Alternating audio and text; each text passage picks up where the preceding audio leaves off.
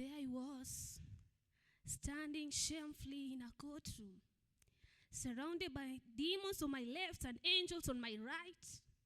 Satan as the persecutor, holding millions of records about my life and God, sitting on a throne with a mighty gavel in his hand. I had no lawyer, placed on trial for things such as lying, cheating, stealing, and fornication. For this was the beginning of my tribulation. For they clearly knew that it was my hour of demise. Demons smiled at me as tears rolled down the judge's eye. But wait, in came a light shining so bright that the demons smiling at me jumped with affright. And the man that walked in that night was none other than Jesus Christ. Darkness departed to give way, and glory was all the angels could say.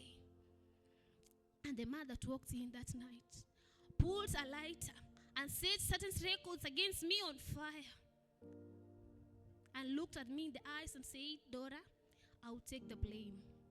Handcuffs were placed on this man, and he was thrown to the ground. And the entire courtroom cast with this horrendous sound and the sudden cease of the beat of his heart. The man that walked in glowing now became dark. I did this to him, my lying, my cheating, my stealing. And he spent 3 days in the hell that I was to go for eternity. I left the courtroom that day, and there was nothing I could say. For I was found innocent, for Christ handled all the debts that I had to pay.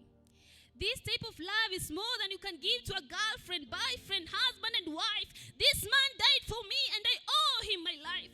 And even if my life is not that worth, how can you trade a preferred for a perfect? See, I gave my life to Christ and suddenly picked him up.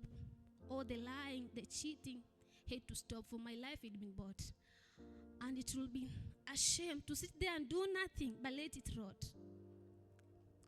I'm not perfect, and the will to sin in my life has not been completely diminished.